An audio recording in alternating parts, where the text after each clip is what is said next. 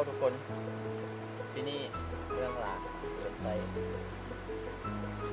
เมื่อคืนนี้ที่ได้มากางเต้นนอนอยู่ที่สถานที่แห่งนี้เนาะซึ่งเป็นสถานที่ท่องเที่ยวหนึ่งของเมืองลาวเป็นร้านอาหารที่ว่าสามารถมาพักผ่อน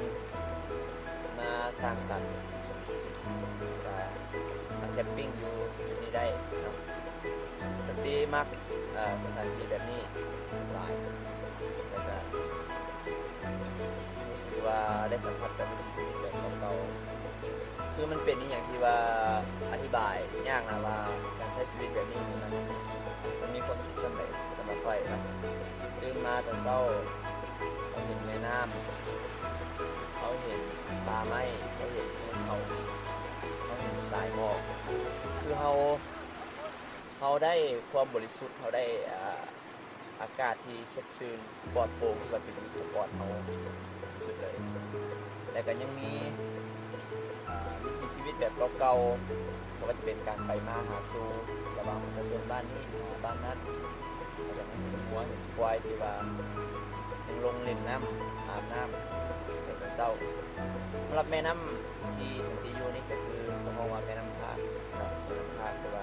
ในทางลุ่มมันจะมีบ่อน้ำอุ่นอีกเดี๋ยวจะพาทุกคนไปเดินบ่อน้ำอุ่นนั่นเองตื่นมาจังสิสดชื่น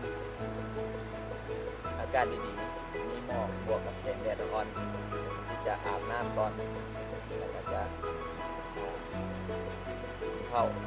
จะไปเบิ่งบ่อน้ำอุ่นในตลาดแล้วก็จะเดินทางไปต่อทางเมืองกวางพงศาลี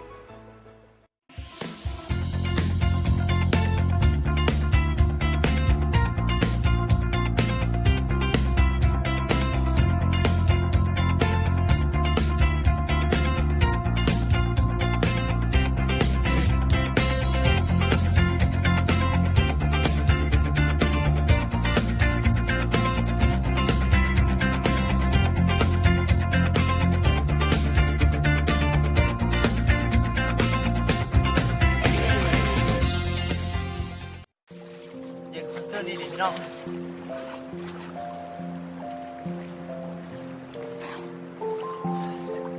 ดูว่า